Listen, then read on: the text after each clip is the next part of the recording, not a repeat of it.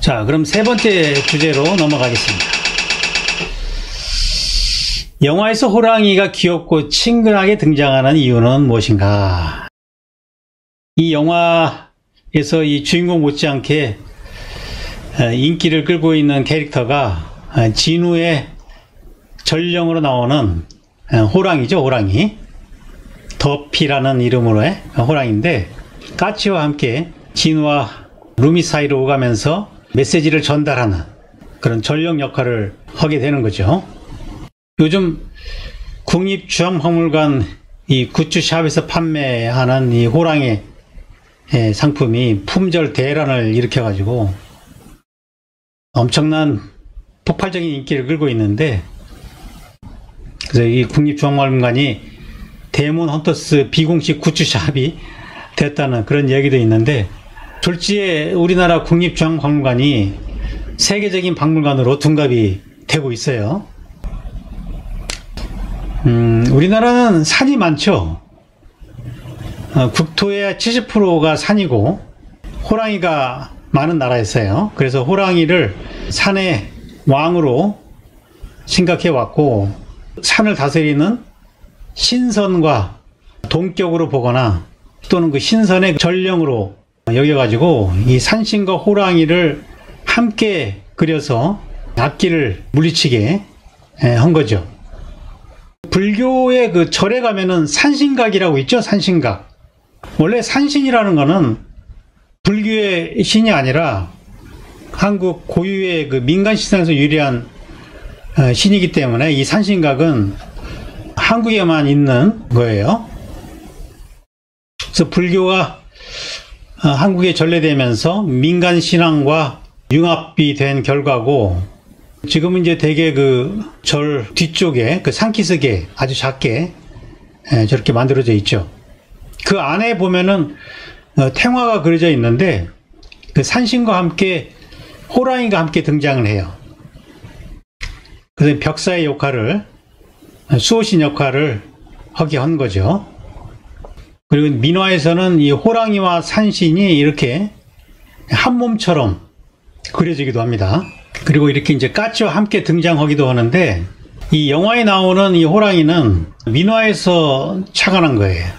한국 민화에 나오는 이 호랑이는 전부 다 무서운 존재가 아니라 어리숙하고 친근한 얼굴로 까치의 놀림을 당하는 모습을 취하고 있는데, 근데 이 호랑이와 까치를 함께 그리는 풍속은 원래 이제 중국에서 그 새 선물용으로 그려졌어요. 이 연화라고 그래요. 중국에서는 그 새의 선물용으로 그려지는 그림을 연화라고 부릅니다.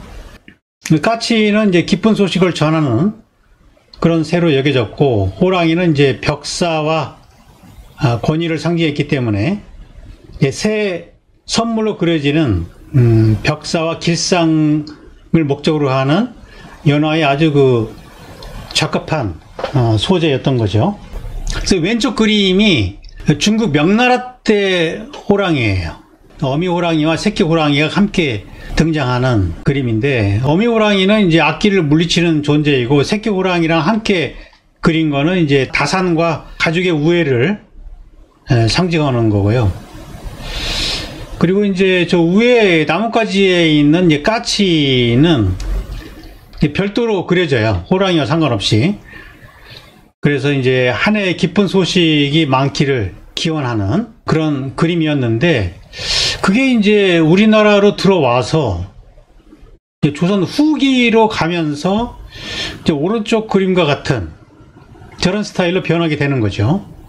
우리나라에 들어온 까치 호랑이 그림은 까치가 호랑이를 놀리는 그런 장면으로 그려지고, 호랑이는 열받아 가지고 분노하고 있는 그런 장면으로 묘사가 되죠.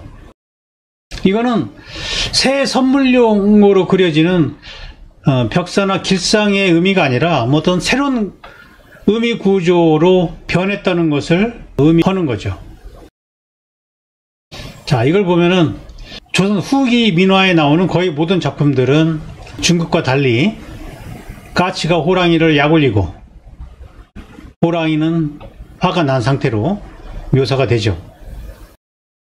또는 저렇게 아주 고양이처럼 아주 어리석은 모습으로 그려지기도 하고요. 왼쪽 호랑이 이빨 보면은 두부도 먹기 힘들 정도로 노인네가 됐고, 발톱도 전혀 공격성이 없는, 그렇게 바뀌어 있는 거죠. 자, 이렇게 중국에서 연화로서 그려진 호작도가 조선 후기에 와서 이렇게 상징 의미가 변한 것은 어떤 배경이 있을까요? 자, 그 배경을 좀 살펴보기 위해서 이 조선 후기에 우리나라에서 있었던 사회 변동을 한번 살펴보기로 하죠. 이 조선 후기가 되면은 그 유교 중심 국가였던 조선이 이 신분제가 흔들리기 시작합니다. 사회의 지배계층이었던 양반들의 수가 급증하고 희소성이 없어지는 거죠. 그러면서 이제 그 양반의 권위가 약해지는 그런 시기이고, 반면에 서민들은 그 상공업의 발달로 인해 가지고 서민들의 위상이 높아지면서 사회 변혁의 주체로서 등장하게 되는 거예요. 그리고 이제 몰락한 양반이나 유랑 지식인들이 서당을 운영하면서 중인이나 평민, 천민층까지 그 교육을 받을 수 있는 그런 기회가 확대되는 시기이고, 서민들도 이제 문예 활동에 참여할 수 있는 그 길이 열리게 되는 거죠. 여기서 이제 많은 민중 예술이 등장하게 되는 거예요. 탈춤이나 판소리, 풍속화, 민화, 이런 서민 예술, 그리고 홍길동전 같은 서민들의 그 꿈과 저항을 담은 이야기들이 쏟아져 나오게 되는 거죠. 이 판소리는 소리꾼이 북장단에 맞춰가지고 노래하고 말, 그 몸짓이 어우러져가지고 공연하는 건데, 서민들의 어떤 그 삶과 정서, 감정을 담아낸 공연이라고 할 수 있겠죠. 그리고 이 탈춤도 서민들이 만든 가면극 형식의 종합예술이에요. 서민들이 가면을 쓰고 저렇게 춤과 노래, 연극을 하면서 공연을 하는 건데, 이 가면을 쓰기 때문에 양반이나 파괴승 같은 그 당시 지배층의 그 부조리를 마음껏 풍자하고 비판할 수 있었던 거죠. 저게 이제 그 서민의 감정과 한을 풀어내는 역할을 하게 되는 거죠. 이런 그 당시에 사회적인 분위기가, 그래 서민들의 지위가 올라가면서 그 양반들의 부조리함과 그 권력을 풍자하는 이런 분위기가 사회적으로 만들어졌다는 얘기예요. 그래서 저렇게 이제 눈이 동그랗고 어리숙한 표정을 짓는 모습으로 호랑이가 까치의 놀림을 받게 되는 거죠. 이게 이제 권력의 상징이었던 무서운 호랑이가 아주 평범하고 친근하게 변한 이유인 거죠. 여기에는 한국 특유의 해악의 정신이 들어있다. 저는 이제 그렇게 미학적으로 해석하고 있는데, 해악은 일종의 평등 정신을 기반으로 하고 있어요. 인간 사회의 경직성과 부조리한 차별의식을 희롱하면서 지혜롭게 웃음으로 화합하는 그런 미의식인데, 해악의 이 해자가 조화롭게 화합한다는 의미를 갖고 있고요. 학자는 희롱한다는 의미예요. 그러니까 부조리를 희롱하고 동시에 화합하고자 하는 아주 고차원적인 유머라고 할 수가 있는 거죠. 서양의 코미디라는 거는, 희극이라는 거는 상대의 어리석음을 냉소적으로 비웃는 거잖아요. 또 풍자의 경우도 굉장히 공격적이고 상대를 조롱하는 냉소적인 웃음인 거죠. 근데 해악이라는 거는 부조리를 희롱하면서도 따뜻하게 포용하는 그런 인간적인 웃음이라는 거죠. 저 도표, 제 책을 쓸 때 그린 도표인데, 사각형으로 이 해악의 의미 구조를 설명을 하고 있는데, 좌우는 대립입니다. 대립. 강자와 약자의 대립. 그리고 이제 세로는 이제 편견이에요. 편견. 일상적으로 우리가 강자에 대한 편견은 훌륭하고 행복하다고 생각을 하고, 약자는 어리석고 불행하다는 그런 편견을 갖고 있죠. 이게 이제 사회적으로 만들어진 편견인데, 뭐 이거를 있는 그대로 말하면 예술이 안 되겠죠. 그래서 해학은 이거를 반전시켜 가지고 강자를 어리석고 불행하게 만들고 약자를 훌륭하고 행복하게 만드는, 그래서 결과적으로 우리는 다르다, 다르기 때문에 어떤 우열과 주중의 논리에서 벗어나서 평등할 수 있다, 이 얘기를 하고자 하는 거거든요. 그러니까 해학에는 평등 정신이 깃들어 있다. 자, 이 까치 호랑이, 호작도라고 하기도 하고 자코도라고 부르기도 하는데, 까치와 호랑이에 대한 이야기도 그 당대의 어떤 그 사회상을 반영을 했기 때문에, 이거는 그냥 어떤 기복적인 길상용 그림이 아니라 이거는 리얼리즘이에요. 그 사회를 반영하는. 그래서 우리 사회를 풍자하고 있는데, 우리 사회적인 편견이라는 거는, 서민이라는 것은 약자이고 억압을 받는 존재이고, 호랑이는 양반에 비유가 되니까 양반은 강자이고 자유롭다라는 이런 편견이 있다는 얘기예요. 이런 편견을 반전을 시키는 거죠. 그래서 강자인 호랑이를 약자의 놀림을 당하는 그런 장면으로 그려놓고 있는 거거든요. 이 그림에서 보면은 이 까치가 호랑이의 털을 건드려도 호랑이는 그러면 안 돼요 하면서 물고랑이 바라보지 어떻게 할 수가 없죠. 왜냐하면은 까치는 하늘을 날 수 있기 때문에 여차하면 도망가면 되거든요. 호랑이는 동물의 왕이라고 부르지만 지상에서 왕이지 하늘을 나는 동물을 어떻게 할 수가 없어요. 저 까치가 날아가다 똥을 싸도 맞을 수밖에 없는 그런 존재라는 거죠. 근데 이제 인간들이 인위적으로 이거를, 호랑이는 동물의 왕, 까치는 그에 비해서 열등한 존재로 생각하기 때문에 이런 인위적인 편견을 뒤흔들고 있는 거예요. 그래서 다르다, 다르기 때문에 우열을 논할 수 없다. 자, 서민과 양반이라는 것은 그거는 다른 것이지 그게 우열의 관계가 아니라는 얘기예요. 까치 호랑이가 갖고 있는 저 호랑이의 어리숙한 표정의 상징성이라는 것은 그런 깊은 우리 민족의 미학을 담고 있다. 그래서 한국 사람들이 이런 전통이 지금까지 이어져 오고 있어요. 이런 그 해학 정신이 우리의 DNA에 남아 있어 가지고 우리는 탐욕스러운 권력자들을 아주 우습게 생각합니다.